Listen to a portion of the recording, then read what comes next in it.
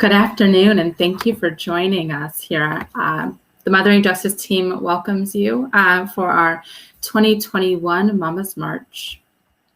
We will wait just a few moments to allow for folks to join, about 2 more minutes, let's say. And again, thank you again for joining us.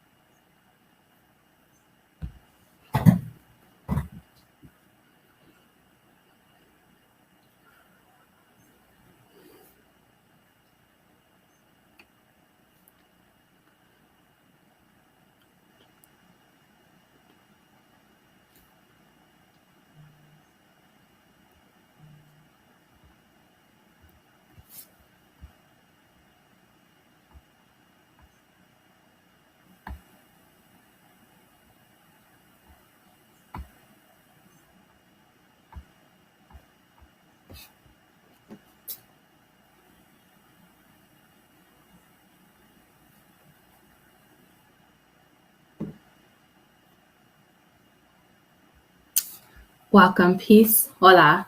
Thank you again for joining Mothering Justice for our 2021 Mama's March.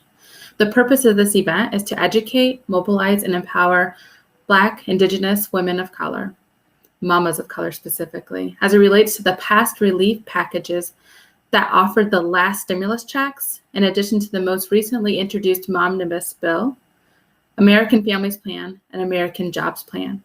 This year, our theme is More Than Roses, policy solutions that keep mamas' issues in the full bloom all year round. Please look out for a link in our chat where you can connect with us to learn more about how you can take action. Right now, I'd like to introduce you to Erica Trimnell for mental health grounding presentation. Erica is a highly dedicated and passionate individual who has a spiritual and mindfulness profession that aims to help others heal from the past, present, and surface profound clarity to build a wonderful, empowering future. She is the founder of Prism Vibes and will be leading us in a grounding exercise. Welcome, Erica.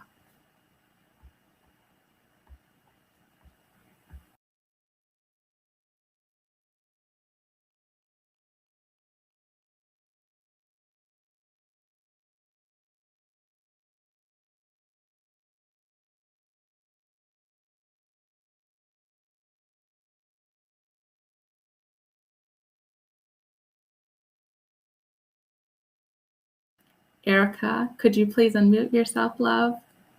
I know you had something amazing going there. We just saw the expression. That was part of grounding. It was just gather yourself, find yourself in the present. Go ahead. Thank you so much, Krista. All right, let's try this again. So thank you, Krista. As the founder and CEO of Prism Vibes and my new nonprofit, Prism Light, my mission is dedicated to helping others uncover their internal power and create the lives that they want. I am so honored to be here with you today to live and to support you. You see, What I know is that each of you is powerful beyond measure. Even with a mortality rate of nearly 5 times higher than your white counterparts, you are still here. And some of you have gone down the path of motherhood more than just once. Some might ask why. And if they do, I hope you tell them it's because you have a purpose and power that is greater than any statistic. And that one of your callings was to birth greatness and light into this dark world. You know, I'd be remiss if I did not also acknowledge those of us whose children did not get to see the light of day.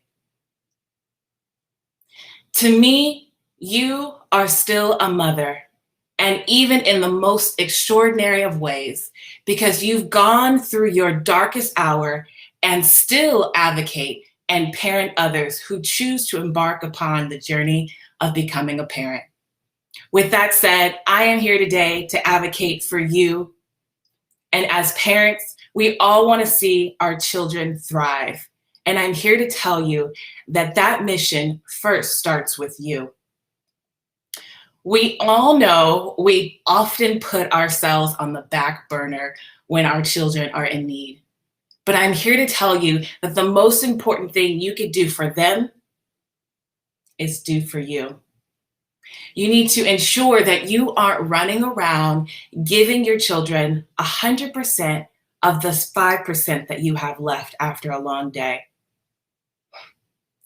I'm not sure if you have these memories, but I remember how my mom was always so busy giving of herself and rarely taking time to revel in the things that refueled her and replenished her. And as an adult, I had to unlearn those detrimental and destructive patterns. You see, I don't need to tell you that your children are soaking up every single thing that you do. So let's start today and break this limiting pattern, starting with you. Self-care doesn't have to be a marathon or a sprint. It can be something performed in a variety of ways. It can be something as simple as taking a pause to check in with yourself before responding. It could be the boundaries that you create to establish your safe place. Or it could be an affirmation you say in the morning or the evening. Checking in with yourself just takes awareness, intentionality, and patience.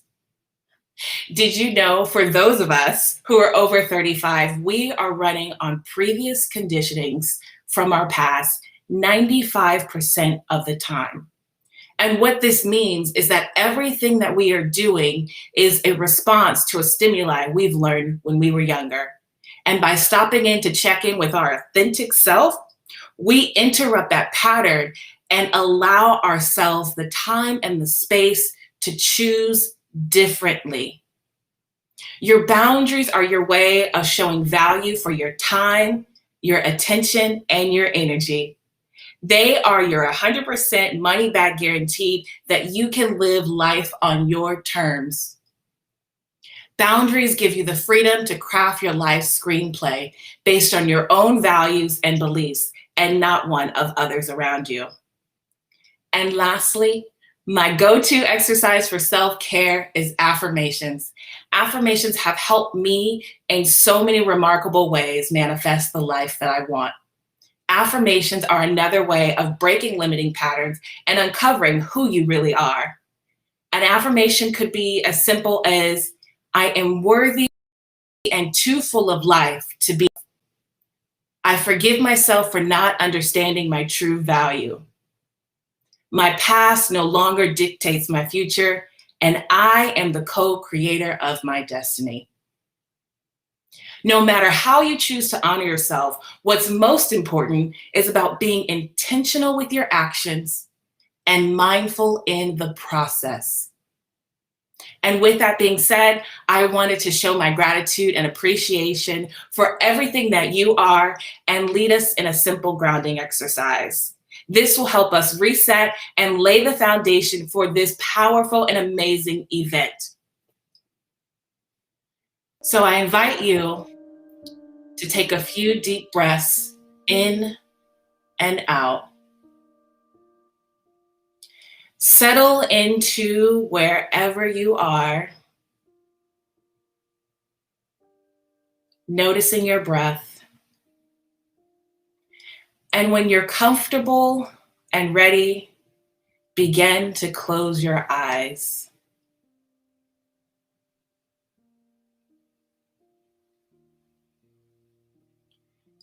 I wonder if you would take this moment and imagine yourself being more grounded and peaceful. Imagine being surrounded by the people and things that fill you up and affirm your worth.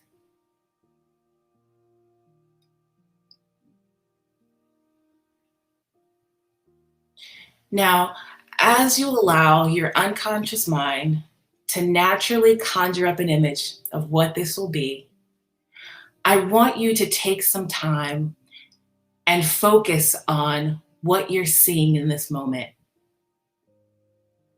Is it your family? Is it a color? Is it a place? Then consider, what are you hearing? Do you hear nature? Do you hear children laughing? What and who are you touching? Are you embracing a loved one? Then I want you to consider, what do you smell? Do you smell the fresh air? Do you smell food? And then what might you be feeling in this moment? What emotions come up for you? All of these things are affirming you are worthy and you are more worthy than you recognize. And perhaps you're already feeling more grounded in your worth, affirmed and validated by the image you see, the things you smell, the people you touch. And if not, that's fine. Notice how the unconscious might reveal how you can accomplish this as well. Now, maybe you can think of a simple way to incorporate these feelings, images, and pictures of worth in your life. What can you do in the upcoming days, weeks, and months to hold this intention? And after you've done that, know that it can be done in the most easiest and simple of ways. You just take a moment to practice self-care. So now I invite you to take another deep breath with me. And as you exhale, begin to move your attention back into the room, listening to the sounds around you, and slowly begin to open your eyes. So how was that? What did you learn?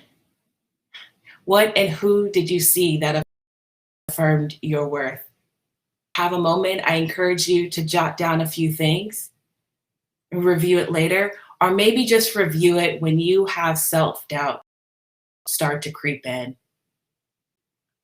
And if you only remember one thing, I hope that you remember that self-care is not selfish, but it is a preservation practice so your future generations can thrive. Thank you, and be well.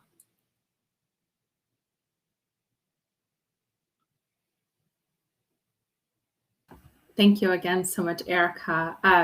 I will tell you that I definitely took some time to breathe. I really appreciate having that space for mindfulness. I think it's really critical, important in the time that we're in right now. I really also appreciate, I jotted it down, mindful in the process, right? It's okay to stop, breathe, meditate, reflect, and so forth. I also would like to welcome new joiners who have joined us via live chat stream. This is certainly new to me. Might be new to some of you. Might be something that you're all familiar with. But we love having you all here, and thank you again, Erica. I think it's really important right now that we inform anyone who's joining us. Pay attention to our chat. If you have any questions, if you'd like to join the work, we invite you to visit that. And if you can, please do share. We have some hashtags that we can share with you. The future of work is care. Care is infrastructure, and we are more than roses. And yes, I'm very cheesy. I have roses here behind me that I got on Mother's Day that I have somehow been able to keep alive. I would like to be able to introduce to you next a wonderful woman, warrior woman, I'd like to identify her as. It is our Michigan Executive Director, Ebony Taylor. She serves in an amazing capacity here with the organization, and she will offer us the state of play on policies that matter on mamas, particularly BIPOC mamas. So welcome, Ebony. Thank you so much, Krista. I appreciate that warm welcome, and certainly we're all just Wonder Women, and really appreciated. Just want to double down on what you said, Krista, about Erica's comments and the exercise she took us through. It really struck me, the piece around after 35 or at 35 or around 35, you're really just being responsive to what you've experienced in childhood. And I think about that almost in the same way as like how we pass down, clearly we pass on DNA, we can pass on trauma, so on and so forth. And me taking care of myself is literally going to impact my kids, not only now, but as they think about how their family structures look and how they, center themselves and care for themselves in the future. I'm thinking about my nieces and how as they spend time with me and if they see me taking care of myself. So that was really, truly powerful, Erica. Certainly very sacred work. And we just thank you for joining us. So without further ado, let me jump into my comments. Good afternoon. And thank you again for joining us for our 9th annual Mama's March and our 2nd year delivering this event to you digitally. I'm Ebony Taylor, as Krista already acknowledged, and I'm the Michigan Executive Director at Mothering Justice. And for those of you who are not aware of who we are, new to our events and our advocacy, Mothering Justice is based in Detroit, Michigan, whoop, whoop, but is a statewide organization that focuses on issues that disproportionately impact mamas and families. We aim to see impact through public policy change, certainly, but we especially look for change in the lives of our mamas, right? And in the community. Our guiding light for this work is our Mama's Agenda, which is our policy agenda, but we put mamas in front of everything that we do. Our Mama's Agenda is curated by the conversations that we have with you all and with other mamas in our community and with other mamas throughout the state of Michigan. This year, we really wanted to highlight the policies that offer real opportunities for mamas to see real change in their daily lives, especially now in the midst of a global pandemic. Many of us, I'm sure, I know I've seen report after report, heard discussion after discussion about how mothers are faring during these times. And I was just reflecting on a picture. It was like a split screen of a man on a computer in the office and then a woman in the bathroom, like wiping a child. And the question was like, guess which one of them is on a work call right now? And the answer is the mom, right? She's on a work call and she's wiping, her child, taking care of her child. And so we've been seeing a lot of this discussion, but the question is, what are we going to do about it? What are our policy leaders going to do about it? So how many stories have we heard about mamas having to quit their jobs or bear the majority of the burden of childcare and virtual learning? I give it to y'all. I have a 2 and a 4-year-old. To the mamas who have to do this virtual learning, it does not look easy. So kudos to y'all. But on top of that, we have to maintain households. On top of that, we're working from home. And on top of that, some of us are essential workers and needing to physically go into work. So the reality of now, this present moment, however, is only a concentrated version, right, of what we've been dealing with and what our mothers and our mothers have been dealing with for decades. Mamas have seen time and time again issues that are looked at as women's issues, but in reality, they're everybody's issues. But nonetheless, we've seen women's issues and mama's issues ignored. And why is that? In short, childcare, for instance, which is one of our big issues, all of them are big issues, but for this conversation, I think is, lifting up childcare is super critical.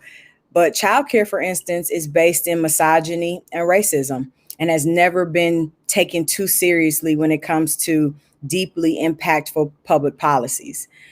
Now, as we hopefully approach the horizon of a new day with fewer new cases and deaths, increased vaccination rates, and optimistic CDC recommendations, we are also seeing the dawn of hopeful public policies for mamas.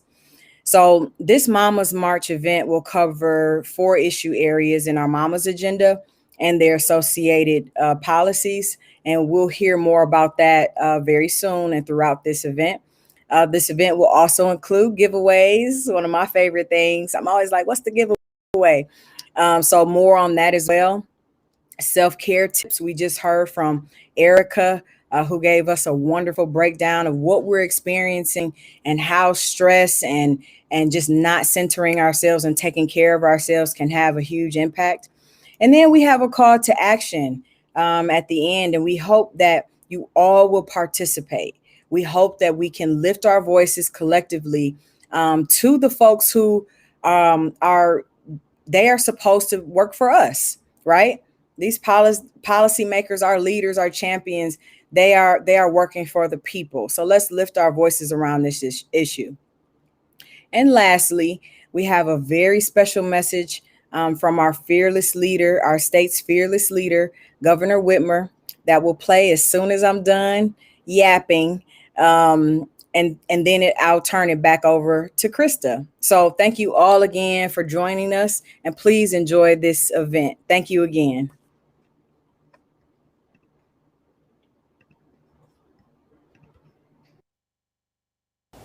Hello, Mothering Justice Mamas. I'm thrilled to be here today and with you all for the 9th annual Mamas March. The work you've been doing to fight for policy change across this country gives us hope.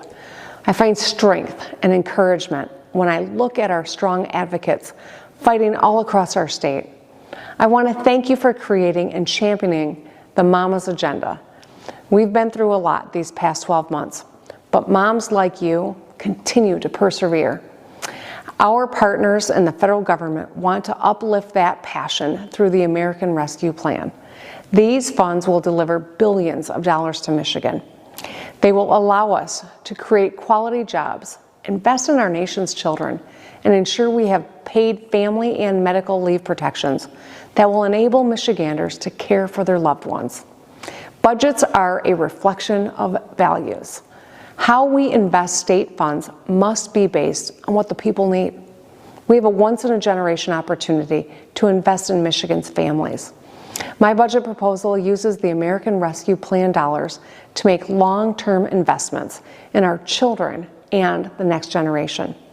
The reality is, this budget needs to be passed by the Michigan legislature, the same people you're speaking with later today.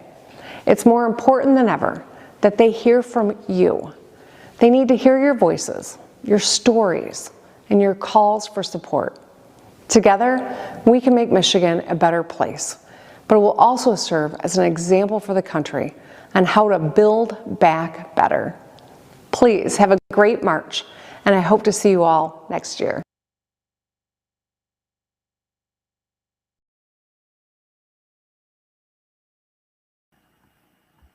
Wow, that was amazing. Thanks again, Ebony. I'm taking notes myself. This is a learning opportunity for all of us here, really. As we're marching together on this Mama's March on May 19th, 2021.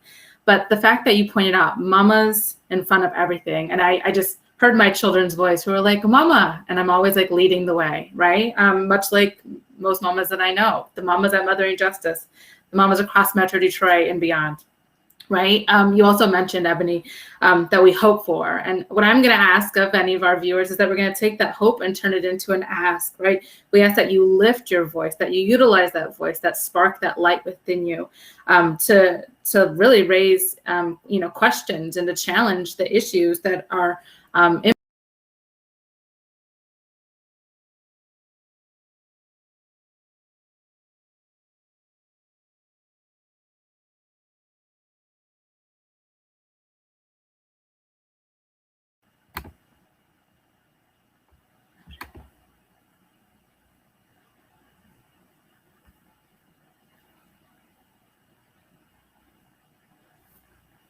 I believe we are back live. Awesome. Thank you. Little glitches here and there. I mean, if we're used to potholes in Michigan, like we can handle like our live stream being down a little bit, just for like a brief second, a little speed bump along the way. So as I had mentioned, Ebony really gave some really great feedback, right? This notion of, right, mamas in front of everything, that's critically important, right? Like, but I want to reiterate, because I think it's important to emphasize this. Ebony had mentioned that there's hope, right? And I want to lift that we change hope and make it into an ask. That we ask you to lift your voice, right, around issues that are impacting mamas. But enough of that. We have much to keep going, and I want to introduce you to an amazing human that I have the privilege of working alongside and to learn quite a bit from, and that's Nkenga Browner. They will be speaking to you a little bit about their work as our grassroots organizer here at Mothering Justice. They also lead reproductive justice work, which includes Black maternal health. And so she'll be telling us more about the Momnibus, and we'll introduce our Momavist and guest panelist. Nkenga, the floor is yours. Salam, everyone. So in Michigan, 2021 is a major year for legislative action concerning Black maternal health. The Black Maternal Health Momnibus Bill was introduced. The Momnibus Act builds on existing legislation to comprehensively address every dimension of the maternal health crisis in America. While this act is well developed, our work is far from finished with Black maternal health. Our work must aim to have an all-inclusive approach to protecting Black birthing people and the babies. The Black maternal health crisis is in hospitals, but it's also in prisons, in workplace policies, in housing insecurity, and in our communities. We need equity during labor and delivery, the baby's first year, mama's first year postpartum, and in the case of infant mortality. We have the opportunity to increase the probability of life for Black babies, and we got to take action. The Momnibus Bill has 12 titles or areas of focus. They are social determinants of health, funding to community-based organizations, research for pregnant and postpartum veterans, prenatal workforce issues, data collection process measures and quality measures, maternal mental health, support for incarcerated mamas, telehealth digital tools, innovative payment models for non-clinical support, federal programs addressing COVID-19 and pregnancy risks, climate change-related risks for mamas and babies, promote maternal vaccinations. We support Momnibus, and Momnibus supports our work. Through the Mothering Justice Reproductive Justice Health Table, our work extends the scope of reproductive justice work to include and center every impacted group and underserved issue.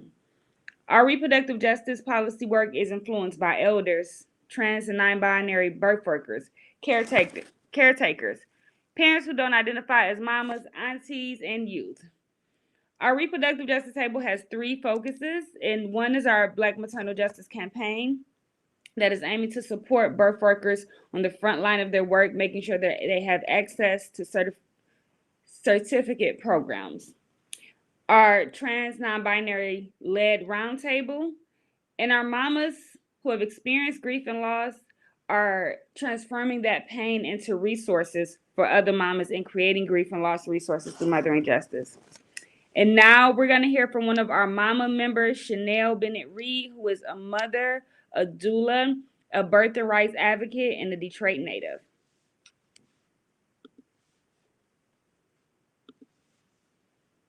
Hi, my name is Chanel Bennett, and I'm a certified member of the Michigan Community Health Workers Alliance at Henry Ford Hospital in Detroit, Michigan.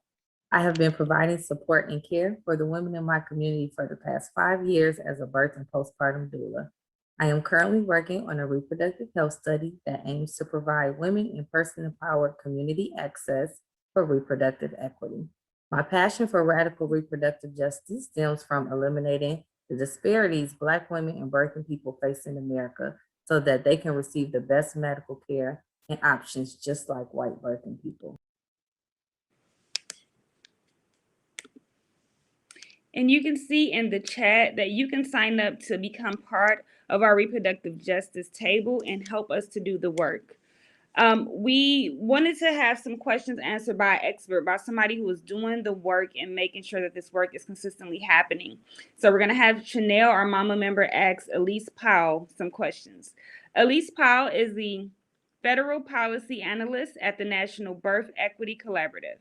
In her current role, she is responsible for conducting federal legislative analysis and developing policy recommendations that are centered in a reproductive justice and health equity framework. She received her BA in Political Science and Health and Society from Wesley College in Wesley, Missouri, MA. She currently resides in DC. Hi, Elise. Thanks for joining us. Hi, thank you for having me.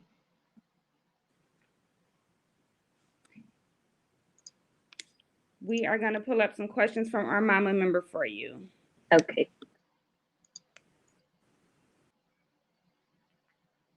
Would you say legislation, community, or hospital policy is the most important area of focus for Black maternal health?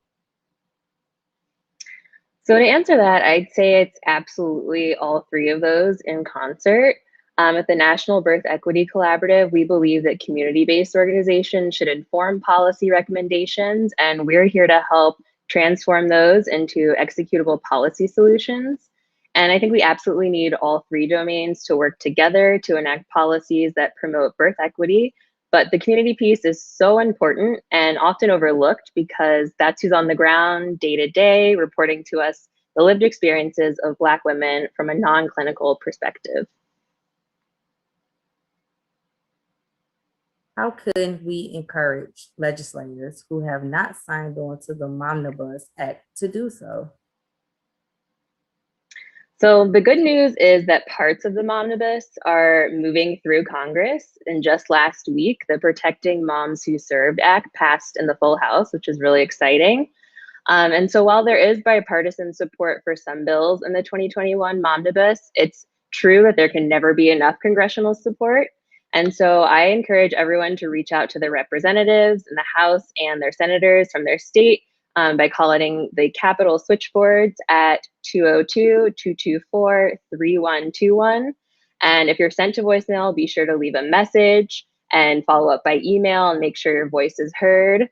I'd also encourage you to encourage your congressperson to look into the Black Maternal Health Caucus. This caucus is led by Representative Lauren Underwood and Representative Alma Adams. And there are tons of ways to get involved to keep the Momnibus moving through. Are doulas, mamas, and midwives being included in your Black maternal health work? Absolutely. As a Black woman-led reproductive justice organization, we work to center the needs and wishes of birthing people and advocate for the empowerment of birthing people to choose their birthing environment, be it birthing center, at home, or at the hospital. And for example, NBEC has helped draft the COVID Safe Birthing Act, which was introduced by Representative Ayanna Pressley, who we love and is a huge champion for us. This piece of legislation ensures hospitals And healthcare settings allow birthing individuals to be accompanied by a loved one in addition to a doula or a birthing support professional. It also expands access to maternal telehealth services for Medicaid recipients, and it includes mandatory extension of Medicaid and CHIP postpartum coverage to a full year, which is really key. And it also ensures that all pregnant persons, regardless of insurance status or source of insurance, have access to free COVID-19 testing, treatment, and vaccination during and after the emergency declaration period. How will the knowledge of Black maternal mortality affect your work, even after the Momnibus Act hopefully gets passed? So when the Momnibus passes, or as many of the 12 bills pass as possible, the National Birth Equity Collaborative will continue to advocate for Black birthing people and hold institutions accountable for implementing the policies put forth in the Momnibus. For one, we need to extend Medicaid to at least 1 year postpartum. Right now, with the American Rescue Plan, states have the option to do so, but we know that some of our red states will choose not to, and so too many Black women will continue to be uninsured until there is a mandatory need. Second, the National Birth Equity Collaborative, in partnership with the Coalition to Expand Contraceptive Access, has been engaging in ongoing advocacy efforts to push the Biden-Harris administration to create the Office of Sexual and Reproductive Health and Well-Being, in an effort to reconstruct and reprioritize how federal policy impacts family planning and reproductive health outcomes for Black and Brown women. Establishing this office will develop a permanent infrastructure that will advance our reproductive autonomy so that our communities can thrive. The office will allow for the development of a federal strategy to promote equitable sexual and reproductive health and well-being through a human rights, gender, and racial equity lens, and to better coordinate the actions of the many departments and agencies whose actions in both domestic and foreign policy contexts impact sexual and reproductive health and well-being of people in America and around the world. Thank you so much, Elise and Chanel, for all the work that you do, but also for showing us that this interaction and that this policy work, the policy that Black women experience in hospital, is directly influenced by us doing the work and being involved and speaking to what we need and having those conversations outside of our personal circles, but talking to folks like Elise, talking to folks like Mother Injustice, who work to make what we hear from the community the reality that Black mamas are experiencing in hospitals. Thank you so much. So again, if you want to be part of this work, in the chat, you can see the link to become a reproductive justice member. You can always contact us at motherinjustice.org and ask about our next reproductive justice table meeting, and we would love to have you there. Thank you all so much for learning more about Black maternal justice work with me, and I'm going to pass it back to Krista. Awesome. Thank you so much. And Kinge for kind of giving that brain dump for some of us who might not be aware of just kind of the work that Mothering Justice is doing around reproductive health, Black maternal health specifically. And then to our guests that joined us this afternoon.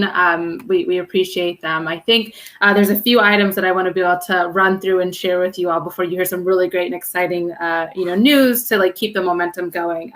First thing, Elise really dropped a gem for us, right? She is representing, again, the National Birth Equity Collaboration, and she was like, make calls. You want to call the Capitol Switchboard. That phone number is 202-224-3121. Again, 202-224-3121. You can call, you can ask to be connected directly to your senator, much like some of the work that we're doing here, right? So I can tell you right now that our executive founding director of Mothering Justice, Danielle Atkinson, along with the team here and our constituents, our partners, are making calls. We're making calls because the Mama's March is really critical to us, as well as the Mama's Agenda. So I am now going to punt this over so you can hear more about our lobbying ABCs. So enjoy.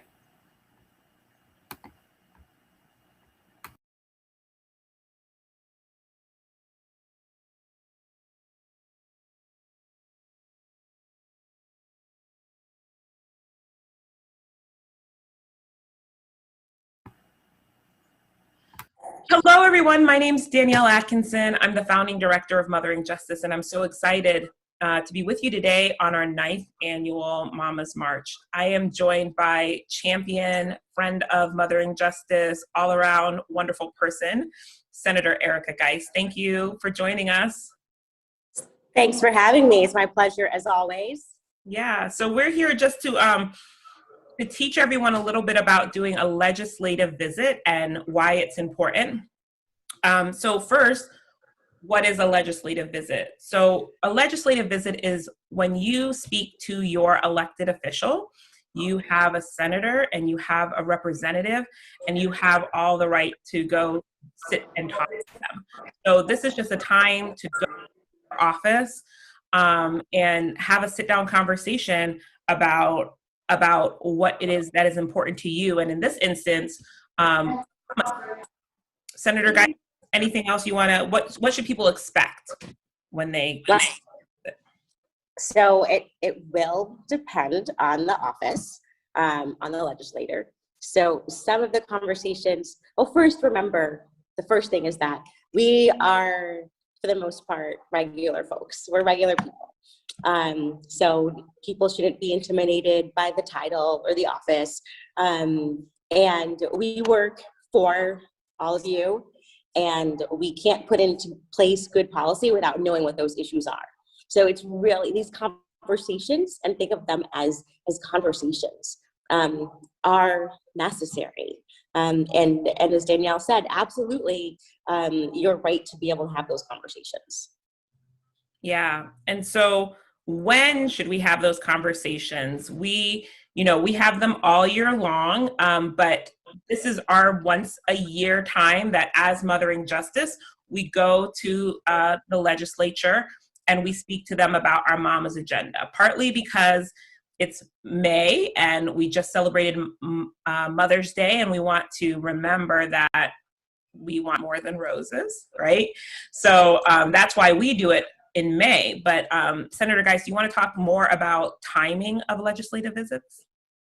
Yeah, lobby days are very important because then you can have the power of the organization behind you. You can go in groups. It helps that icebreaker, if you will, especially for folks who are new to talking to their legislators.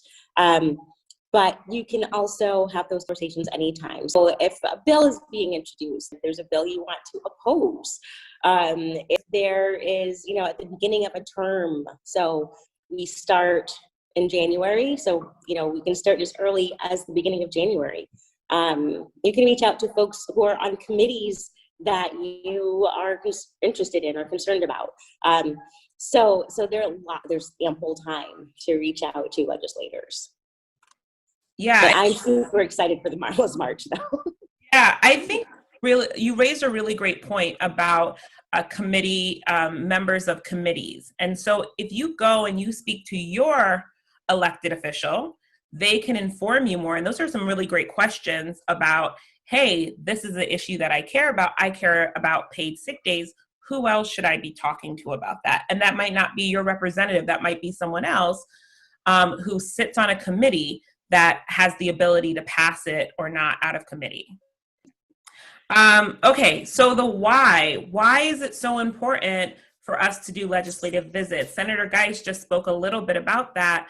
Our ability to show that we're a group of people, not just an individual, that care about a certain issue. So us going, we show the power of numbers and the power of people specifically in their districts that are voting on issues or voting on candidates based on their support or lack of support on issues that are affecting you on a day-to-day basis. We also do this because it's our right to go and really let our lawmakers who spend a lot of their time in the Capitol hear about the stories of our lives, right? Like what is going on with us? What is preventing us from being successful? What's going really well and we want them to continue to work on? It's an opportunity to thank them for their support and really challenge them around putting their support where they haven't in the past. Senator Geist, you want to talk more about why we do this? Oh, absolutely. I think you mentioned stories. You mentioned telling those stories. And everything that we do in these buildings impacts people. And we need to hear those stories. Politics, policymaking, it's personal, right? And when we put something into place that impacts the community, especially things that could negatively impact the community, we need to hear about that. And we also need to hear, like, what things do we need to do to make things better for people so that they can thrive, not just survive. And that is, like, we do so much here that has to do with, like, the numbers and the percentages and did X, Y, or Z happen to someone? Like, well, sometimes we're trying to prevent X, Y, or Z from happening. So we need to hear, like, what those unintended consequences are around things that we might be voting on or hoping to prevent. There's so many reasons why I feel like I'm babbling now, but there are so many reasons why it's important to put the real stories, real faces, real humans behind all of this black and white text that we put on paper that then gets voted on. Yeah, reminded me of being your guest at State of the State a few years ago. So thankful for that. And then seeing the lobbyists, right? So corporations have lobbyists that go and talk to lawmakers every day and are constantly in their ear. So us going there is an opportunity to counter special interests talking to lawmakers all the time. Us going there as a group or you calling on your own and scheduling a meeting really helps, again, just paint a broader picture, the whole picture of what's going on around an issue. And then absolutely. And you guys are the biggest lobby. Like, the people are the biggest lobby. It's not just the special interest in the corporations and not just the corporations, but the companies, the folks who hire professional professional people who literally stand outside the lobby of our chambers. Like, you guys are the biggest lobby. So I think that's a good way to, like, for folks to think about it. Yeah, exactly. And then the how. So there are several ways that you can do this, whether you're doing it in district or at the office. You can call up the legislator's office and ask to have a meeting so that you are scheduling a visit, and then you'll go and you'll have that meeting. We'll be asking you to help schedule meetings for Mothering Justice staff later on in the Mama's March. And it's our goal to talk to every lawmaker before the end of the summer about the Mama's agenda. But then you also can do drop-ins, where if you're at the Capitol or if your legislator has a coffee hour, you just go and you meet them, and you can have the same conversation that you would have if you schedule it, but you're less likely to speak to the actual legislator if you do a drop-in. But it's still really important. And Senator Geist? It is. It's really important. And sometimes, depending upon the issue or the purpose of your visit, being able to talk to their chief of staff or the legislative director can also be just as effective. I think a really good thing to keep in mind is sometimes the meetings are short. They're only a few minutes, like 10, 15. But think about what you want to share, what do you want to impart, what you want to learn, and what your ask is. And sometimes you can go in with a question about something that they've introduced or voted on that relates to your core concerns. So I think those are good things to keep in mind as well. Yeah, I think that's really important. I think it's really good to, heed what Senator Geist said about asking questions. And I think it's okay if you don't know, we talk a lot about knowing what you're going to say and being prepared, but going in with curiosity, I think, is really important as well. You share your story, tell them what's going on with you and the things that you care about, and ask, how can we get movement on this? Where can we get movement on it? Is it just one bill? Is there a place in the budget where we can work on this, you tell me. That this is their job to deliver on the issues that you care about. So I think it's perfectly okay and great to go in there with questions and expect them to either answer them or get the answers for you. Absolutely. Yeah, I'll give you the final word, Senator. So yeah, these visits are so important. Some of us welcome them more than others, but don't be deterred by the ones who are more, who are not as receptive, I guess is the best. I'm trying to be so diplomatic here. But it's still important to have those conversations, because then you can say, like, I've spoken to these people about these concerns. And then you can start thinking about where you already, of our body, of the each chamber, where you have that support for those issues. And then how you can, for the folks who don't support it, how you can start to work around them, to be frank, so that you can get your policy issues met. So I'm looking forward to tomorrow and the Mama's March. And I can't believe it's been 9 years, almost a decade. That's so exciting. So crazy. So yeah. I can't believe it either. It's been so many years, and we've just grown so much. And I mean, we have members in the legislature now. So thank you so much for this. And I'll hand it back to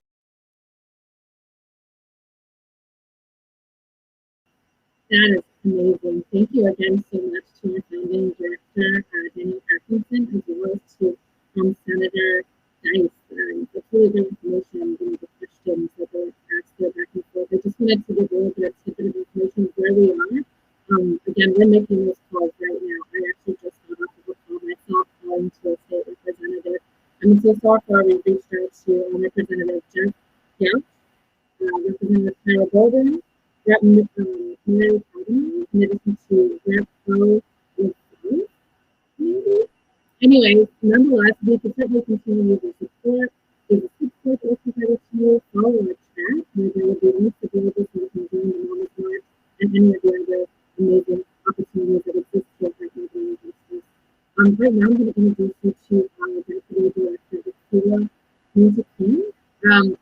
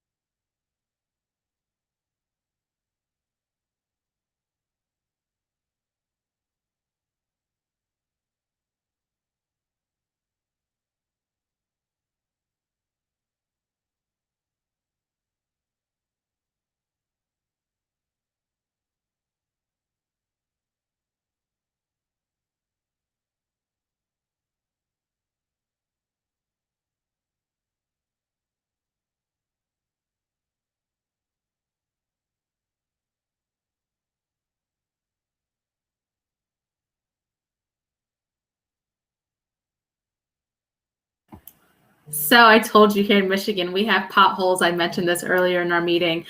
So there's some items on our back end that our amazing tech Jay is going to work through. But in the meantime, if you are in our chat, please continue to sign up in our newsletter so that you can be in the aware of all the things Mothering Justice.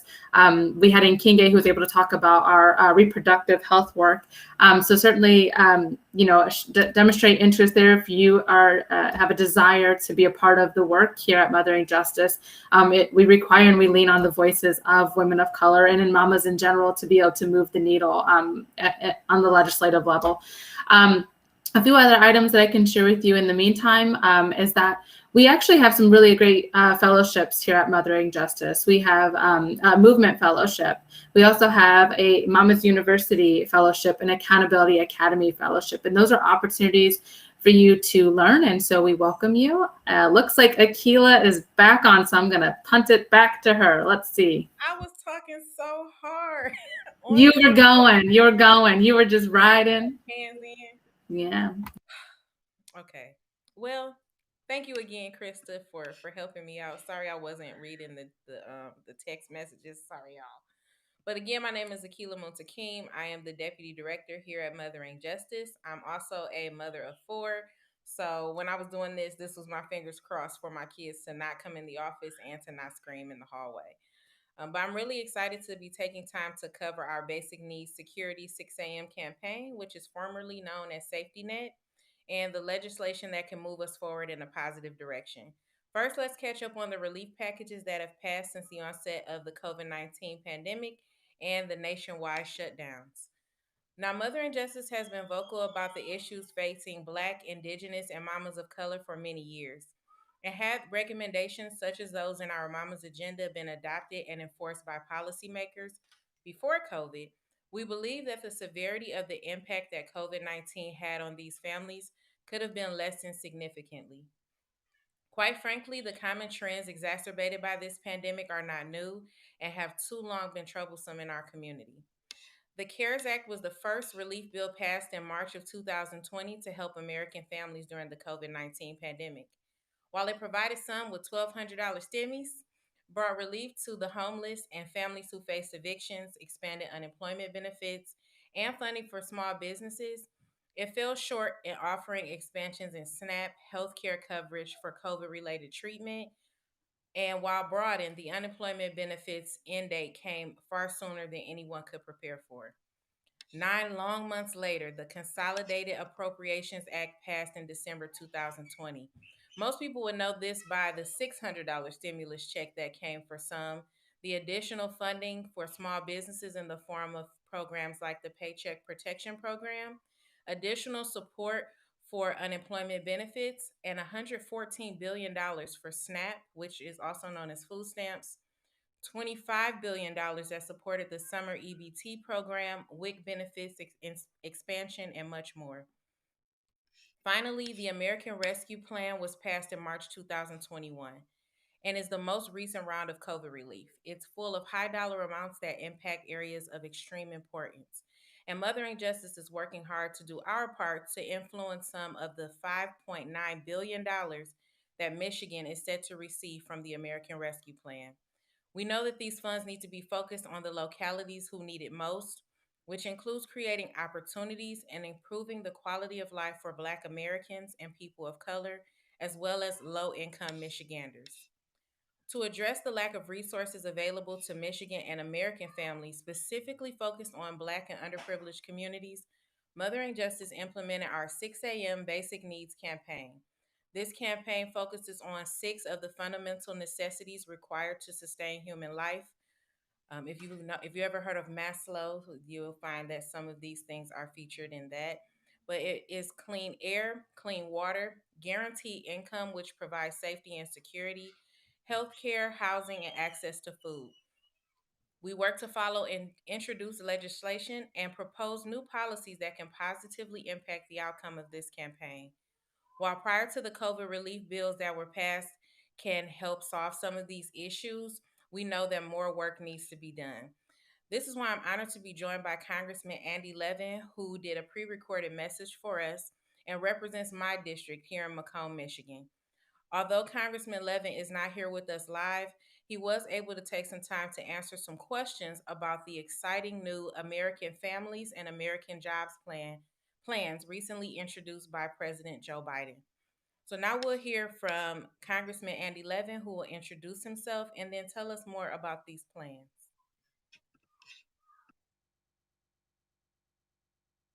My dear friends, Danielle Atkinson and Akila Muntakim, and all the moms gathered here today, I'm thrilled as a father of four to speak with you about topics of the greatest importance to our families and our communities. Earlier this year, Congress passed one of the biggest bills in U.S. history to address the damage caused by the COVID-19 pandemic. But for all the tremendous good the American Rescue Plan has done and will do to stabilize the economy, the truth on the ground is clear. It isn't enough. On the front lines of the struggle for our children's future and our families' well-being, advocates like every one of you gathered here today are demanding the transformative change necessary to build a just world. Already, your efforts are affecting decision-making at the highest levels of government. The Biden administration has announced two more legislative packages, the American Families Plan and the American Jobs Plan, that include policies that organizers, particularly organizers of color, have been advocating for years, like the Mama's Agenda. Just 10 years ago, it would have been impossible to suggest proposing a single piece of multi-trillion-dollar legislation that primarily benefited working people, let alone 3 in 1 year, as we're doing now. It is activism, organizing, and relentless pressure from you, from the people, on our leaders that have changed what we can accomplish on a national level. We can build on that success by ensuring the best parts of President Biden's proposals ultimately become law.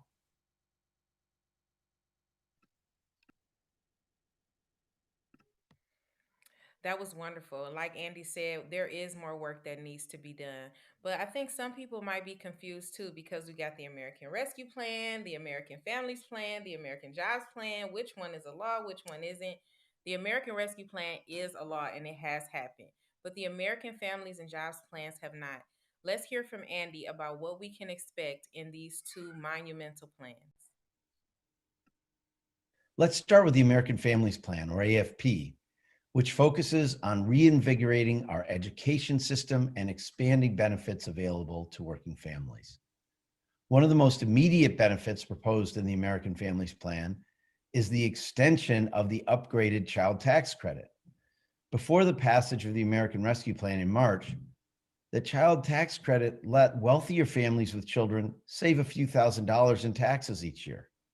This new credit is designed specifically for working mothers and families.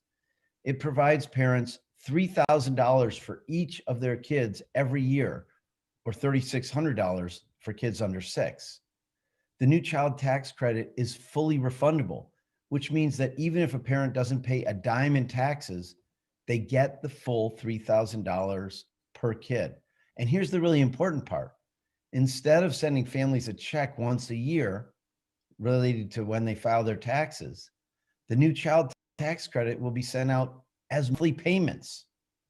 The child tax credit will support 129,200 children and 43,000 families in Michigan's 9th district in Macomb and Oakland counties alone. I know for many families that feeding kids is hardest in the summer, when the school lunches that are so important to feeding millions of kids all across this country aren't there. They disappear. The AFP extends the Summer Electronic Benefits Transfer, or Summer EBT, program that started during the pandemic to provide a lunch to every child who needs one throughout the summer, and it expands traditional school lunch programs by sending $17 billion to schools and making it easier for schools to qualify for funding. The AFP also takes measures to counter recidivism by allowing formerly incarcerated people access to SNAP benefits. In addition, the American Families Plan would build on the success of the Affordable Care Act by further lowering costs available on the ACA marketplace with extended subsidies. And I'm asking all of you who are or could be on the exchange to check it out. We have made these plans available to way more people and lower cost and sometimes free. The American Families Plan represents a watershed moment for our education system by offering free community college to all Americans and heavily investing in HBCUs and other minority serving institutions just as my America's College Promise Act does. As someone who worked at the state level to expand free community college to tens of thousands of Michiganders during the Great Recession through the No Worker Left Behind program, I couldn't be more enthusiastic about this aspect of the AFP.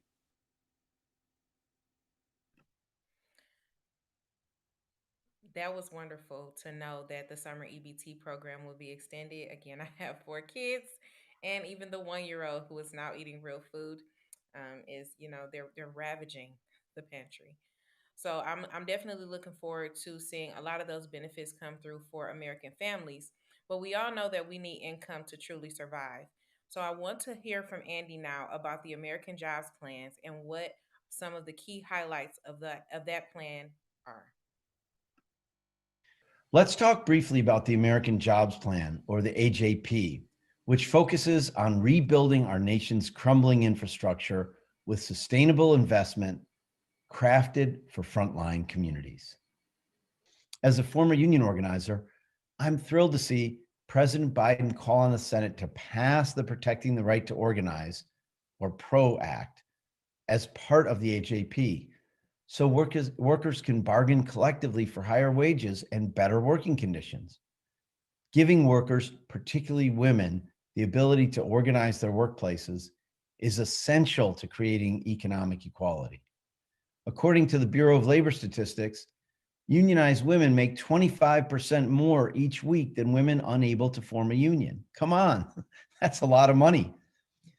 This plan's investment in clean energy will help revitalize our economy. It'll create good paying union jobs and ensure cleaner air and water in our communities where our kids play.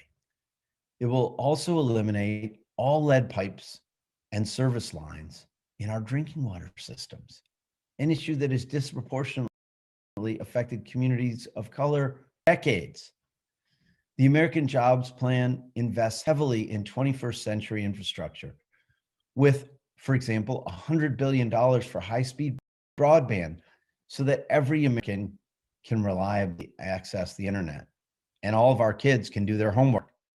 And the AJP makes sure the investments that will shape our economy for years to come will go where they're needed most, with a new $30 billion grant program for minority and women-owned businesses. So what's next? The House Committee on Oversight and Reform estimates that the American Rescue Plan delivered $5.9 billion to the state of Michigan. You can now track how that money is being appropriated and spent in the state legislature and by your local counties and municipalities. And I urge you to follow the issues you care about closely and contact your elected representatives to help monitor and determine the outcome. I want to make sure you can take full advantage of these new resources.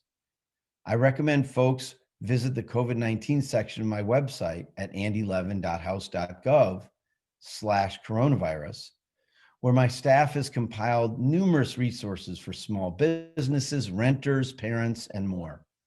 You can also contact us anytime at andylevin.house.gov or see our updates on social media at Rep. Andy Levin on Twitter, Facebook, and Instagram.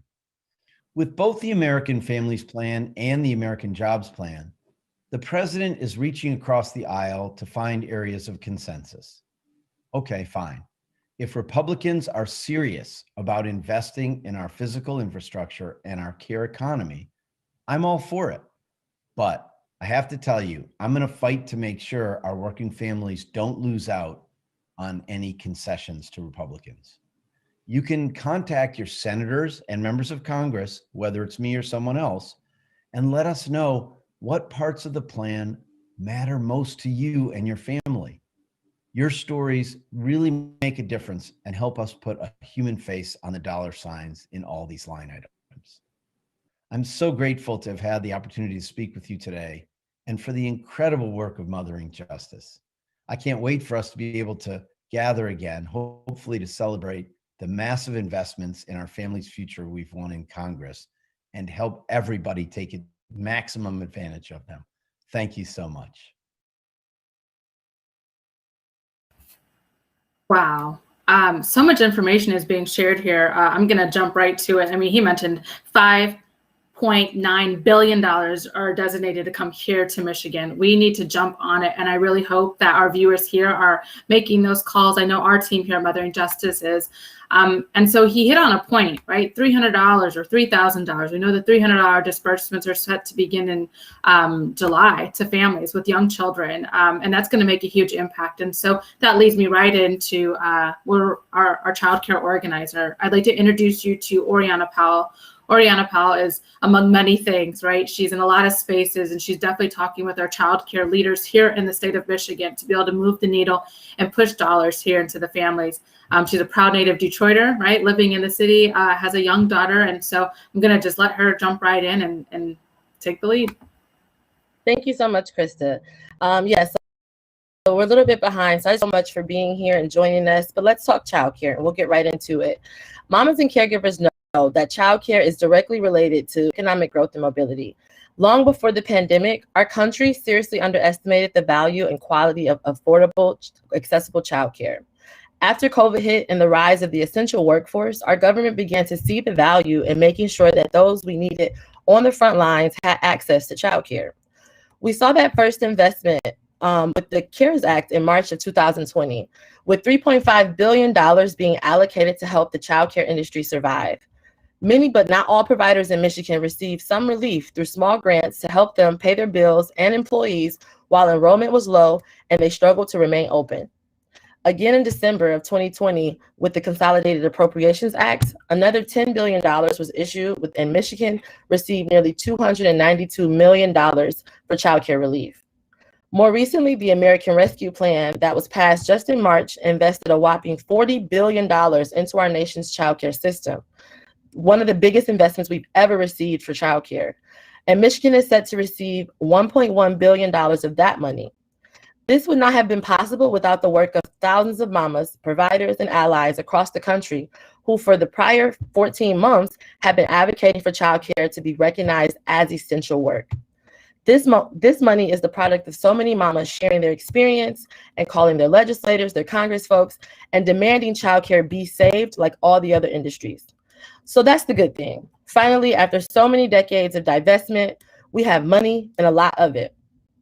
Money that can begin to create real change in childcare and build a system that meets the needs of every family and provider in our state.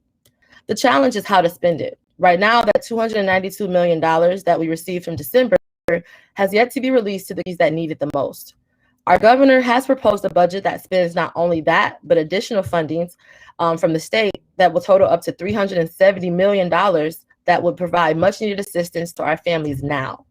Her plan includes an increase in the income eligibility threshold to receive child care subsidy from 150 to 200% of the federal poverty line, and that would provide an opportunity for many families who have previously not been eligible to receive assistance to be open to do that. It also pauses or waives parent copays. So for folks who are getting subsidy, the state pays a portion of your child care to the provider, and you have to pay the other portion. Right now, a lot of that funding is the copays that parents have to pay is being waived. That's something that we want to see continue, and that money could really support to do.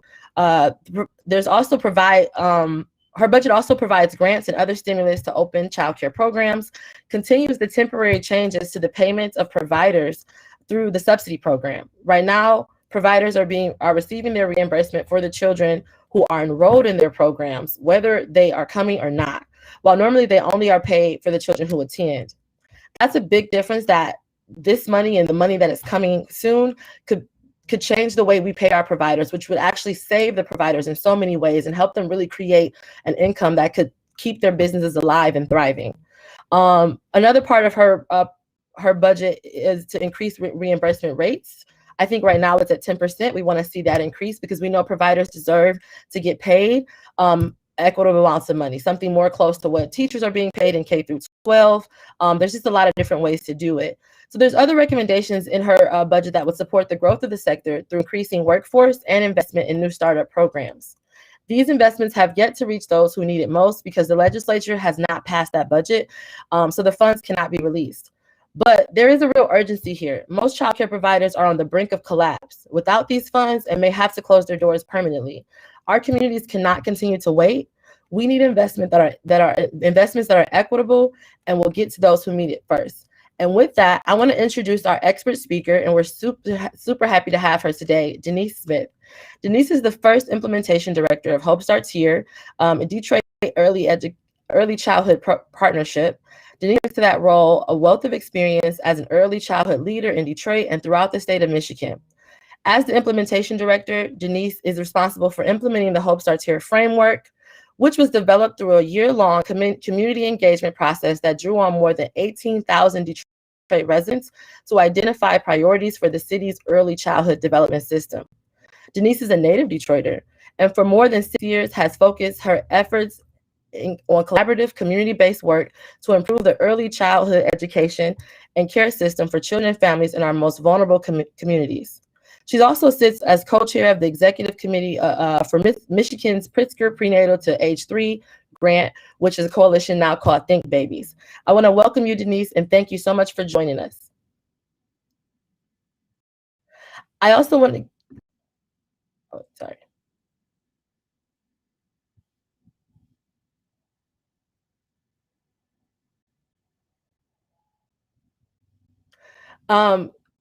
So I want to thank Denise for joining us. She's going to be talking about some of the work that these coalitions and the work that she's doing for the city and the state, how that money is working to advocate for families to get the money that they need. She's on her way with us. But I want to talk a little bit while we're waiting for her. I'll talk a little bit about what Mothering Justice is doing. Mothering Justice has been collaborating with our allies across the state to uplift the concerns of our communities.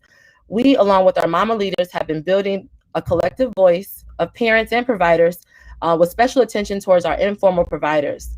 We call those people our other mothers. That's that invisible workforce of providers who we know are supporting families with or without pay or resources. We've submitted some recommendations to some state agencies that will help to increase the child care workforce, which is experiencing a huge lack of working folks who can actually do the work. And allow for a pathway for some of those informal providers like our aunts, our cousins, our grandmas who are doing that work, siblings who are just providing care for families on a temporary basis to help those providers become license exempt and contract with the state so that they can be eligible for payments and resources.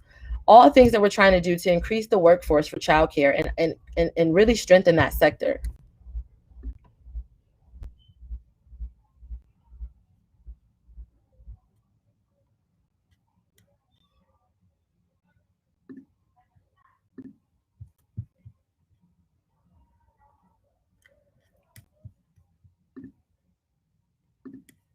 Another opportunity that we have here at Mothering Justice in the state of Michigan, we heard a little about it from Congressman Levin, but we talked about the American Families Plan, which recognizes childcare as a necessary infrastructure to get Americans back to work.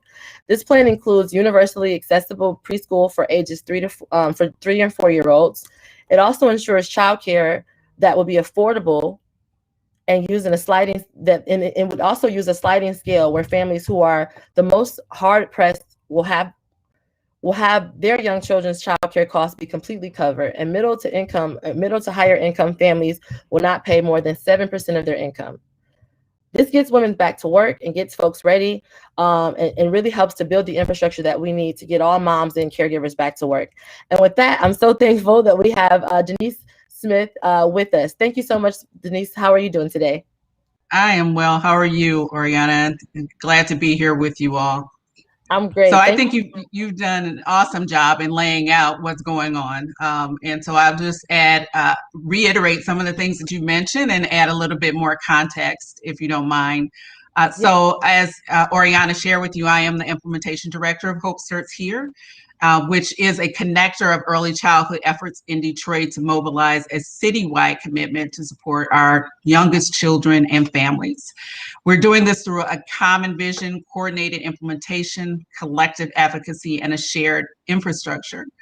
Now, coordinated implementation involves the work of the Hope Starts Here office, which I lead in support of the imperative leads for the Hope Starts Here framework, which many of you should be aware of. And it's 6 imperatives. who act in partnership with other community-based organizations and families in co-creating activities that advance our strides towards ensuring that children and families are healthy, secure, and prepared to thrive. Now, the office is operationalizing this work around 3 key levers, which are equitable access, quality, and affordability, while utilizing the guardrails of data, research, policy, and practice. So specific to policy in your forum today, Hope Serves Here is not only has a parent advocacy arm, which is our imperative 2, the office and the other imperatives are also ever advocating for policies and financing that pushes the system towards the one we need, as Oriana mentioned earlier. Now, what the COVID-19 public health emergency has done is brought a spotlight on the critical role that childcare plays in supporting children, families, businesses, and our economy. It's also highlighted the fragility of this market. What has become evident to more people, not just early childhood advocates and families, is that childcare is essential for our communities to thrive. But the system's current structure means that many families cannot access or afford high quality care, and the workforce is underpaid for the skill that they're being charged to provide. Thank you So so I much. want to, yeah, go ahead. Oh, you go ahead. I'm sorry. No, I want to provide just a little bit about the issues that Ariana mentioned. You heard some mentioning of in the conversations and videos that you saw. What we're seeing happen and play out, and what the governor's proposed, which again Oriana gave you a summary about. I think as we talk about the important issues that are being taken into consideration both by the governor and the legislature, what we're seeing, which is really a win for advocates, is a tie barring of subsidy increases that improve access for families and sustainability of programs. So this is not how it has been done in previous years. It's either been one or the other, which causes this imbalance in supply and demand. So yes, they may increase eligibility for families, but if there's no supply for those families to actually put their children in, then they really have done a disservice not only to the programs who they're not supporting with increases, and to the families who no longer have additional options. So yes, the governor has put forth in her budget recommendations not only the things that are specific to childcare, but health supports for families, home visiting supports, increases in the future for frontliners, and specific to that $370 million, the expansion for childcare options through this increase to families from the 150% federal poverty, which should begin at the beginning of this year, to 200%. That's around eligibility, and waiving out-of-pocket copays. For providers, it has been increased to 10%, but this is far from what is adequate or needed. And what we're seeing in the House and the Senate are these considerations around tie barring. However, the House proposal in their supplemental is actually some recommendations that are far more in line with what we as advocates are asking to stabilize the childcare sector, while also increasing provider reimbursements. For example, they're recommending 70% of reimbursements, increase for reimbursements. Initial family eligibility thresholds will go up to 180 and later drop to 160. As advocates, we're asking it to be at 185. They're continuing to push for the department to waive copays and this expansion in GSRP with additional increases in the threshold. The Senate, on the other hand, is taxing providers who are already operating on very thin margins to provide this 50% reduction in tuition costs to families. The fact of the matter is that neither programs or families should have to sustain this very viable and necessary public need for the community. The public, which is our government, should be able to step in and provide for this essential good. Now, what are some of the opportunities that we believe those who will be most affected by the funding need to tell officials. We believe those opportunities are right now. I just had conversations. We have conversations all this week, in fact, with legislators, because even though there's a House and a Senate proposal and recommendations for supplemental, those conversations are still ongoing so that they can land on an agreed upon decision, hopefully between the House and the Senate, or a path that includes vetoes by the governor. You heard earlier about the child tax care credits. We also know that there are many residual impacts on the health and well-being of families as a result of COVID, as a result of historical adverse community experiences. Those show up as mental health supports. We also know that our transportation system needs a boost, and early intervention supports for infants and toddlers. So I think it's really critical now that you let your voice be heard, that you take your seat at the table, and make sure that legislators know how important it is that they take time and attention to how these federal dollars will be used to actually strengthen the system and to sustain it. You'll hear lots of conversation about it being one-time funding, and therefore these things and that should not be done. The fact of the matter is, if we don't use this opportunity, it will be another one lost to advance the system, to ensure that we have a more diverse workforce, that we can sustain the programs that we have and grow them. So I believe you should contact your legislators. Let them know that you are a parent or a caregiver, a mama, and that you're asking them to address the needs of your community. Some of them we've already heard. At a minimum, they need to pass that $370 million in funding for childcare, and to plan for the distribution of the ARPA funds, so that we're solving for inequities in our system. Funding is urgently needed to support our childcare programs. We lost so many during COVID. Right now, we're at a 60% reopen rate, but that does not address the needs of families. We were already at a deficit before COVID with just in infants and toddlers, 20,000 seat gap, meaning there were no available options for families to choose from. At the height of COVID, that escalated to 43,000 seats. So your story needs to be heard, because nobody can tell it better than you. So if I was to prioritize for families and providers, myself and other advocates, which we're doing, as I said, in my conversations this week and ongoing conversations, we believe that the money needs to be allocated equitably. In the last round of grants, which Oriana covered as well, that went to providers, there were a lot of segments of the ecosystem, the early childhood ecosystem, that were left out. Programs, for example, that weren't operating, programs that were just starting and didn't have children, not for reasons of their own, just because they were new, or families chose not to bring their children. So this shift from attending in order to get their reimbursement to enrollment is huge, and we need that to continue.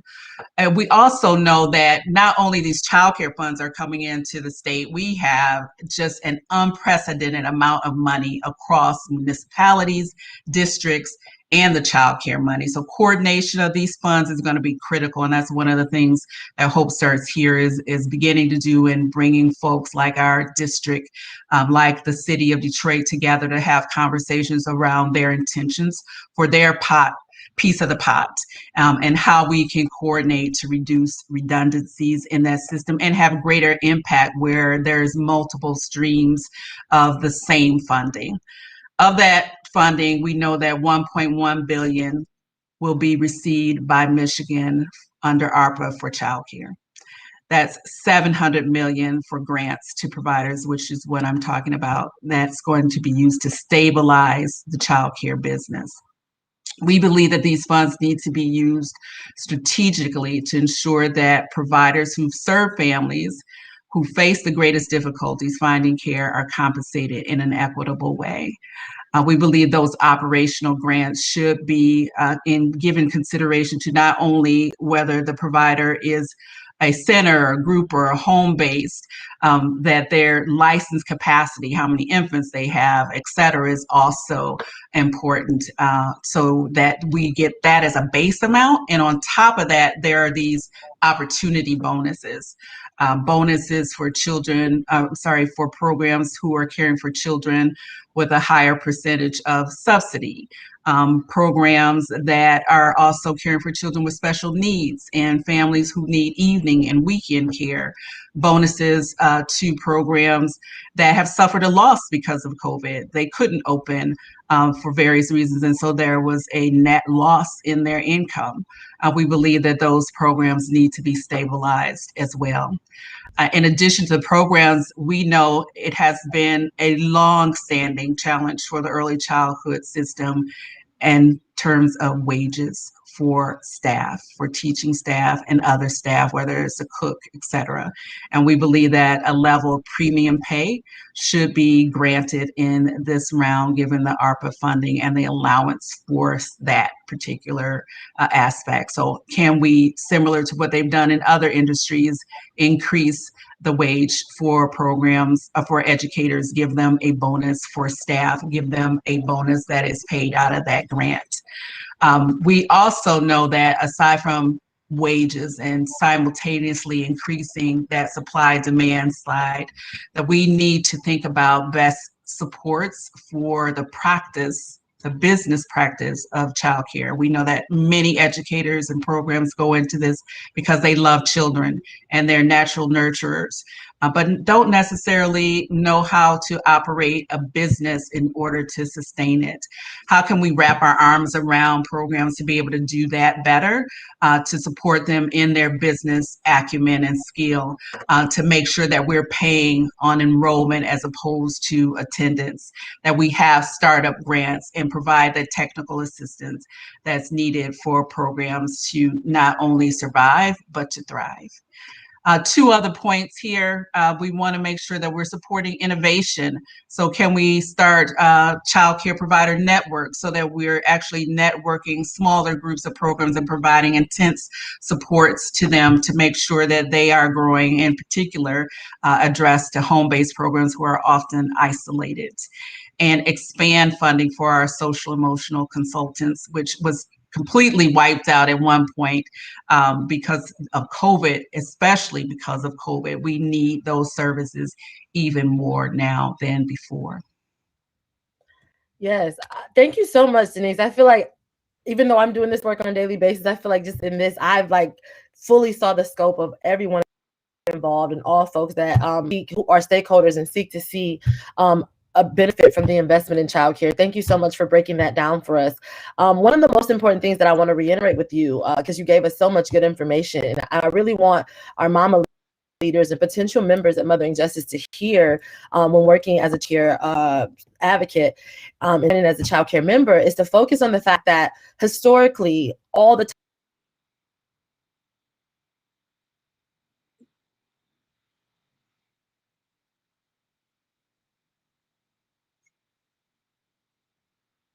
While we're waiting on Oriana to come back, I just want to highlight, I think it was mentioned earlier in the taping, but there is right now an announcement for availability of emergency broadband benefits. It released, the applications opened on May 12th. And I think I can put this out on the chat for everyone, but we also have it on our website and any of our other platforms. It's providing a $50 per month discount on broadband services and a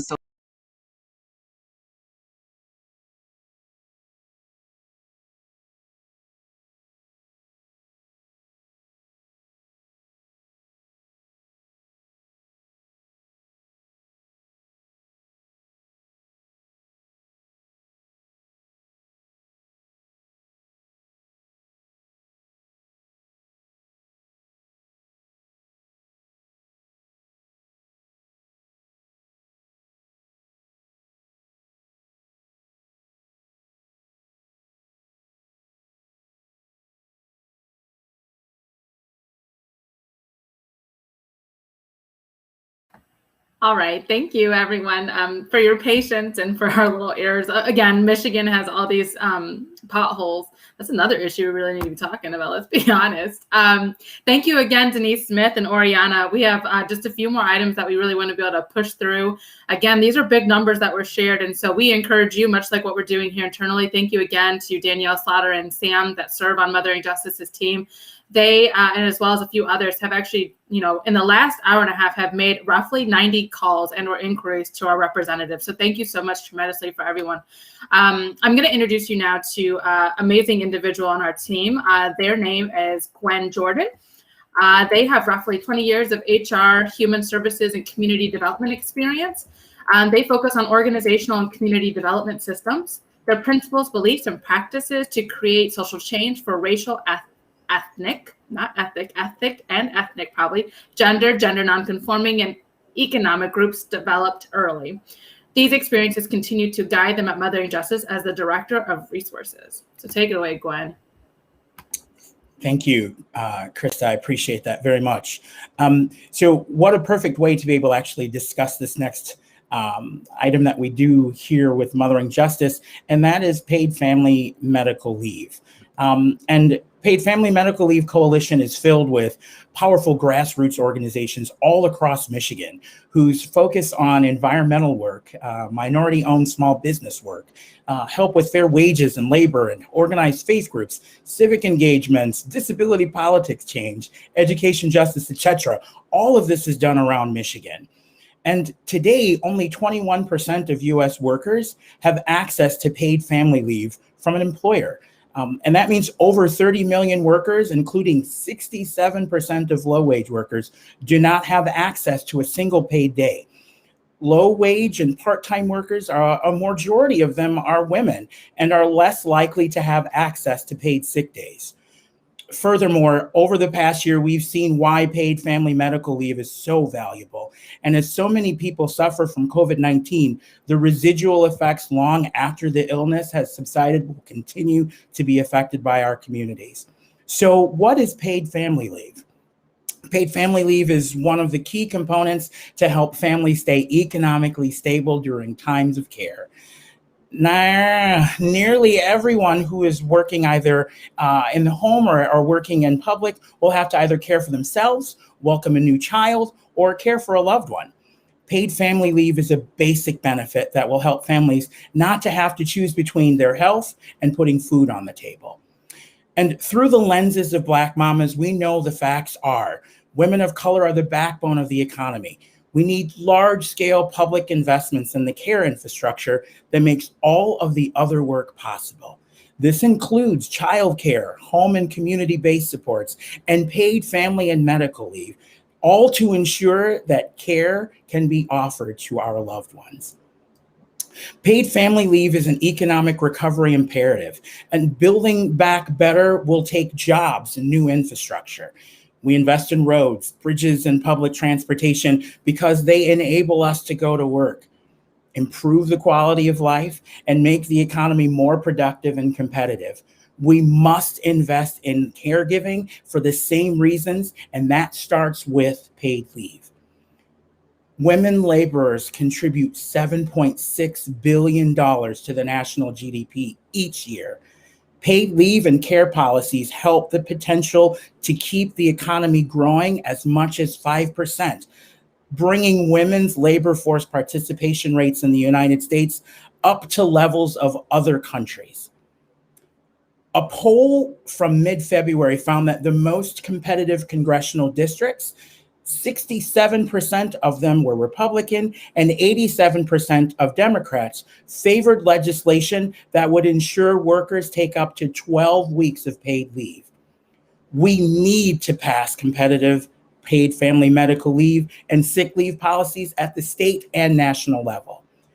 We are calling on members of Congress to use the same urgency to pass the American Jobs Plan and American Families Plan. Joining us today are Senator Erica Geist and Christina Hayes. Senator Geist represents the 6th District and sits on committees such as the Economic Small Business Development, Education and Career Readiness, and Insurance and Banking, MVC. Senator Geist is a champion for mothering justice on our Mama's agenda. Christina Hayes is our Momavist, both a lupus warrior and part of our Voices for Workers group. I will turn that over to you both.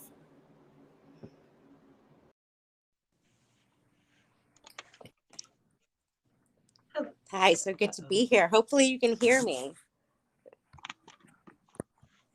Yes, hopefully you can hear me too. My connection is not looking the greatest here. Yeah, mine is a little wonky too, but we'll do what we always do as mamas, right? We'll make it happen. Yes, ma'am. It's so great to have you here with us, and just being a Momavist with Mothering Justice and being on the grounds here fighting for pay for everyone has been awesome. Me being a lupus warrior, having a chronic illness, it's been quite a battle just taking care of my health and then also having to choose to go to work. So it's been quite a rough battle. So we just have a couple questions for you today, just in regards to paid leave for everyone. And I will start with the first question. It is, do you support President Biden's American Rescue Plan in regards to paid family leave? Absolutely, 100%. I do.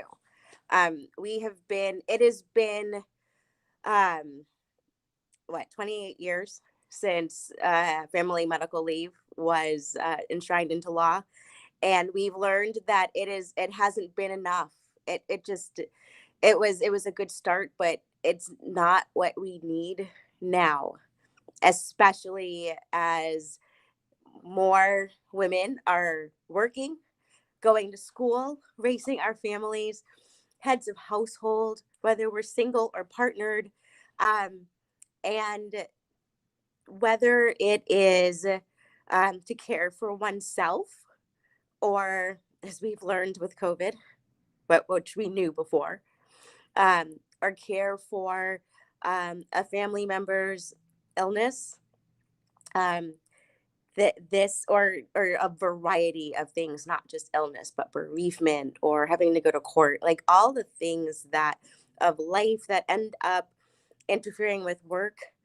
We shouldn't have to choose between wellness, whether it's intellectual, mental, or physical, emotional, and a paycheck.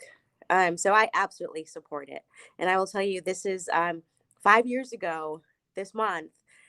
My daughter was really sick, and my husband and I didn't know we were going to be planning her 7th birthday party or planning her funeral. And thank God we planned that birthday and several after. So she has another birthday coming up this month. But this is, so I get this like to the core. I get it. And, I absolutely support it, and support everyone who is trying to make sure that it is a policy that is enacted for all people in our country. We need it. Amen. And that's you are a concerned mama for your child, and mothers need paid leave to take care of their children. And it's sad, the tragic pandemic had to happen for it's of what we've already been talking about. It's already so necessary for the working people and people like yourself that are in those situations of you're wondering, am I planning a birthday or a funeral? And you just got all this on your mind. Like, come on, everyone, we need this. So thank you so much for your support. The second question for you, in what ways can Mothering Justice count on you for support and encourage your colleagues who have not signed on to the Family Act? Well, you can count on me to not stop talking about it. So I happen to be the caucus chair of my caucus on the Democratic side. So I will remind them, if they haven't signed on, that they should definitely sign on. And for the others, it'll be hard pressed for it to not come up in every possible conversation when it's possible, because this is an economic justice issue. This is a health equity and justice issue. This is the core of everything. thing. It is like it's like the spine, right? And it's going to uphold and uplift our families and our communities. So I think for people to not support it is actually I can't really comprehend it, to be honest. Yeah, so you just continuously talking about it. Your colleagues will definitely hear you. Your voice is important and your platform is awesome. So we appreciate you being our backbone and support behind the scenes with your colleagues. That is so awesome. We are gratefully appreciative of having you on our side with the Family Act. My third question for you is, as we can all see through the pandemic, a number of families struggled to make ends meet while sick or unfortunately becoming a long hauler. So there is no question we need paid family medical leave and sick days to recover from illness. In what ways can our mamas feel more secure about this disaster not happening in the future? But, that's an excellent question. I think we need to be supportive on both the federal level. So with the Family Act, with the American Rescue Plan, but then also on the state level, the Medical Leave Act was enacted in 2018. The one that was snatched up and voted on and then gutted after adopt and amend. And it became law in 2019, but it didn't go to the lengths that it needed to go to. And that's part of why why I think we've seen such devastation in our communities from COVID. Not that, the pandemic itself was horrible, but then when you have people who can't take that time off or aren't able to and still have to go to work on those frontline jobs, and then are still in areas and situations where they're now potentially bringing the virus back home and affecting their families. We have done a great disservice by not having as full and robust a paid family leave program as we should. So I think that what we need to do is make sure that even, and I'm going to be optimistic, even when the Family Act is law, that we have just as strong policies stateside so that if something many, many years from now happens and it somehow gets overturned, as we're seeing happening with with the potential for in other areas in the healthcare sphere, that we don't have something that falls back to a less robust set of laws. So I think that it's not just one thing or the other. We still need to be pushing for a strong paid family leave program, earned paid sick leave program in this state. And that's still necessary, even with the passage of the Family Act. Yeah, so basically, this pandemic has showed us we need to stay, we don't have to get ready. So if we already have policies in place when something like a pandemic happens, if hopefully not again, but if some type of emergency happens, we'll have something in place already to cover everyone and make sure everyone is included in all different family dynamics and all of that. So definitely if we could get something in place and make sure it's in solid stone, we would be great with that. My last little quick question here for you, number 4, we have seen some policies pass quickly and some that take decades. How do we stop this cycle so we can continue to help mamas with urgency with these issues? Yeah, that's a great question. And it really depends on the policy. Sometimes things take longer because of you've got to get the stakeholders on board. I personally prefer to work with the stakeholders before we introduce things, so that way we can get it as close to right as possible before you end up with 5 million revisions and it being the end of the term and the end of the session, you've got nothing, done and you've got to start over, which sometimes it's a matter of timing. So I think one of the things that is so necessary is for our organizations, for our residents to stay engaged, to be aware of the process, to be aware of things that are being worked on. Sometimes you want things to move a little more slowly than have it be quick and not be what you need, right? So speed doesn't necessarily mean that it's great. Um, and So you want it while done there's, right. yeah, you want it done right, right? It's like that thing, pick three, quick, cheap, or well, right? Quality, speed, or inexpensive. And you only get to pick two out of three, right? So I think we have to be super cognizant of that, but always being aware and engaged, so that we can get the best possible policies that we need for our families, our households, and our communities, and be willing. Sometimes we also have to take smaller bites. We might not be able to get the whole enchilada, so to speak, but might have to cut it up in pieces and we're going to do this part here, and then we'll come back and do the next part. And I think it's just a matter of understanding that process and understanding who's controlling some of the spaces.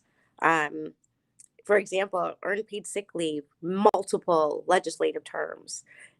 It was legislators tried to get it into committee, like introduce the legislation, and it never got heard in committee. So we finally had to go to the ballot, right? And then the legislature snatches that up. So it's sometimes it's a long haul, it's a long journey, but it's worth it.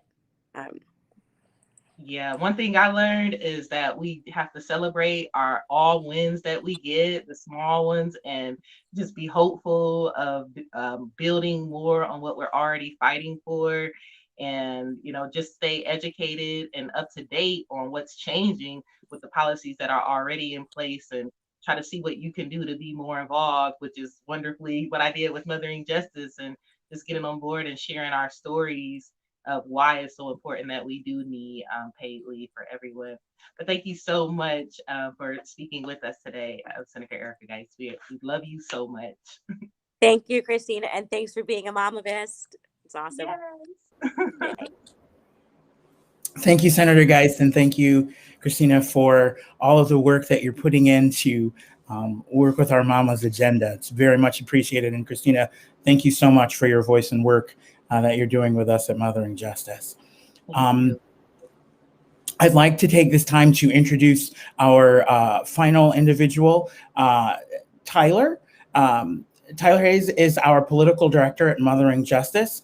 She engages in our community and our Mama's members to educate them on advocacy for issues that are important to them and their legislatures. So I will go ahead and turn that over to you, our amazing political director at Mothering Justice. Thank you, Gwen. Hello, everyone. Again, like Gwen said, I'm the political director, and I just want to iterate, you have heard time and time again during this event, but your stories need to be heard. Before we close, we want to show you all an example of what a lobbying call looks like.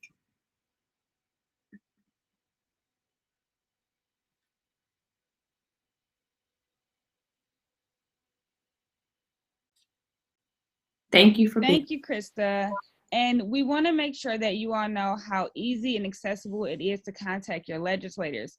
We have a Mama member with us today, and Senator Stephanie Chang, and we are going to give you an example of how a legislative call goes.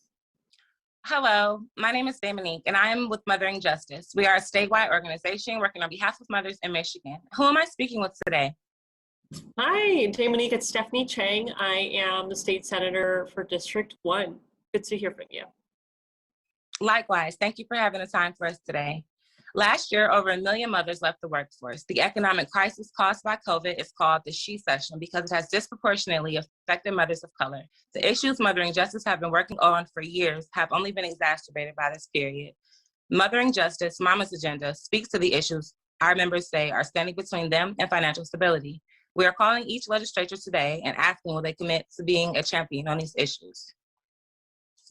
Yeah, no, thank you so much for bringing up this really important conversation. I think you're right that during this pandemic, we know that so many moms and women have been just so impacted in so many different ways. So I think you're absolutely right. And I definitely want to support Mothering Justice and the work that you're doing, because I know that a lot of our moms are struggling through some hard times right now.